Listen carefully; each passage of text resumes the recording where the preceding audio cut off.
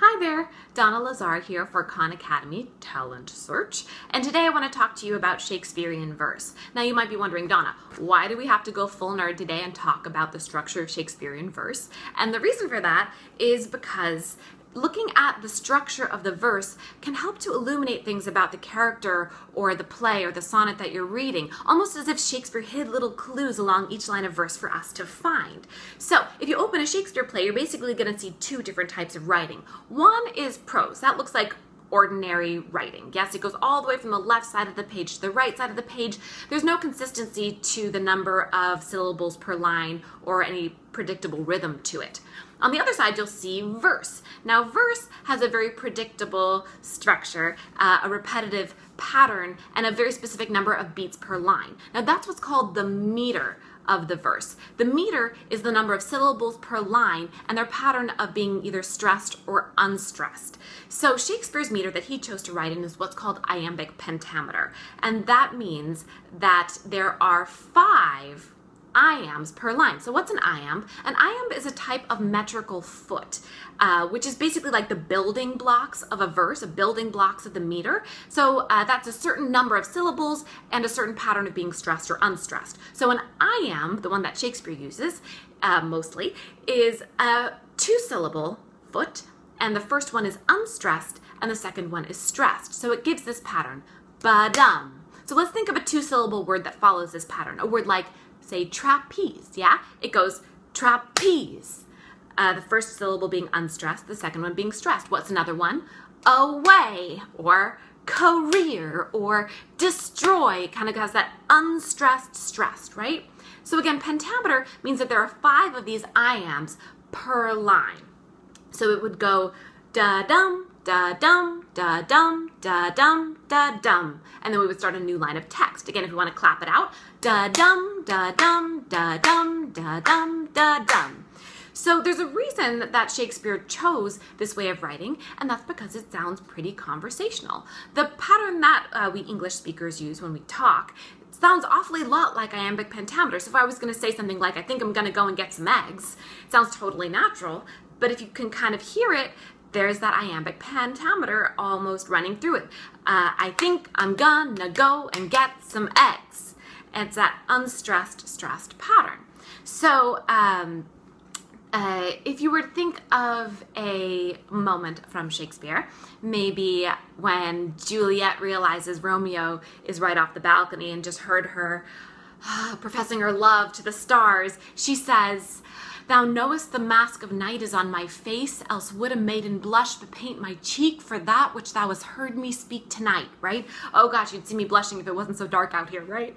So you hear her say, "Thou knowest the mask of night is on my face, else would a maiden blush bepaint my cheek for that which thou hast heard me speak tonight." So you hear that iambic pentameter, you hear that rhythm running through that line, which kind of gives it that amazing poetic quality that we're all in love with and looking for, of course.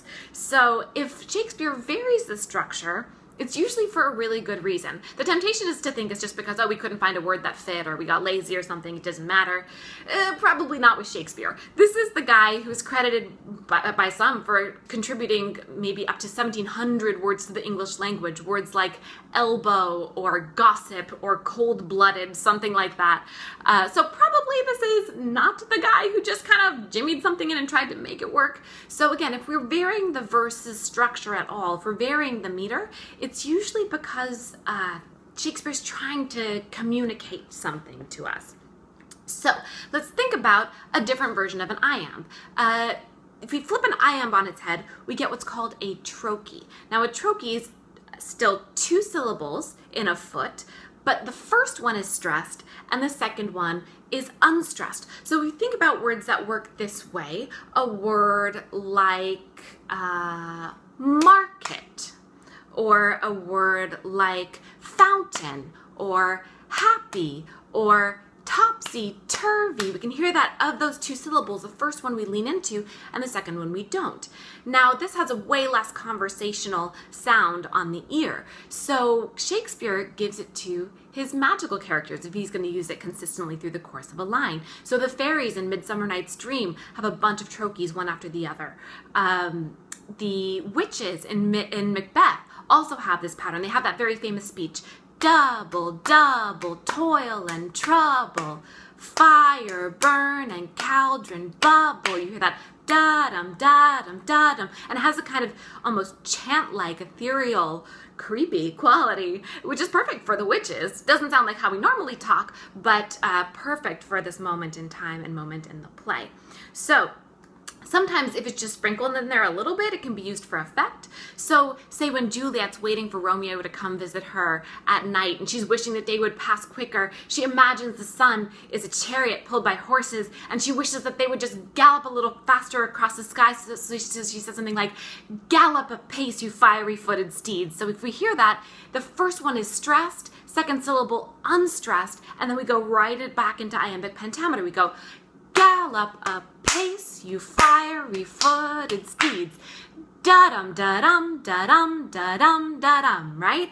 So again, we'll hear, gallop apace, you fiery-footed steeds. It almost sounds like launching off something, like a horse, like jumping over something and then galloping away. Almost the sound that she wants us to hear, and it makes us feel Juliet's excitement for this moment. So there's also other kinds of variations on the iambic pentameter, the trochee. There's the spondy, which is two stressed syllables in a row, or a pyrrhic, which is two unstressed syllables in a row. We don't have time for them today, so we're going to talk about them maybe another time. But I do want to talk about a variation on the number of beats per line. So we remember there's 10 syllables per line in iambic pentameter. Da-dum, da-dum, da-dum, da-dum, da-dum, right? But sometimes Shakespeare will add an extra syllable to the end of the line, giving it an 11th syllable. So it sounds like this, da-dum, da-dum, da-dum, da-dum, da-dum, dum. And you can almost hear what effect that has. Iambic pentameter sounds strong. It ends in kind of like a finished place. But when we add that 11th one, it almost gives an unfinished sound to the end of the line, almost weakens that kind of strong structure and makes you feel weak or hurt or sad. So that type of ending is what's called a weak ending or a feminine ending. Don't get me started about that, but it actually has nothing to do with the gender of the speaker. It has to do with the ending of the line giving that kind of unfinished emotional quality. So Shakespeare gives this in moments of stress or emotion or questioning or something like that, when he's trying to communicate that sort of stressed outness. So who's Shakespeare's most stressed out character? Let's go with Hamlet and his most famous speech, right? We have, to be or not to be, that is the question. Whether 'tis nobler in the mind to suffer the slings and arrows of outrageous fortune, or take up arms against them and by opposing, take up arms against a sea of troubles and by opposing end them, right? So if we beat out that line, we hear, to be or not to be, that is the question. That 11th syllable right at the end, second half of question. Whether 'tis nobler in the mind to suffer the slings and arrows of outrageous fortune, or to take arms against a sea of troubles and by opposing end them. You can kind of see that falling at the end of the line kind of grabs your heart and squeezes it, right? And it gives you that feeling of unfinished, unsettled. And we know what's going on with Hamlet here. I mean, come on, he's making a speech about, hey, do you think it might be a better idea if I actually just ended this all? Yeah, so very, very appropriate use of that 11th syllable right there. And we can feel right along with Hamlet exactly what he's feeling in that moment, that kind of like, ugh, feeling. So yes, we can pause here for today, but I hope this was informative. And yeah, so take that moment to kind of beat out the verse when you're reading Shakespeare, so you can kind of pick up on those clues that he's leaving for us, those kind of awesome little insights. Yes, this has been Donna Lazar for Khan Academy.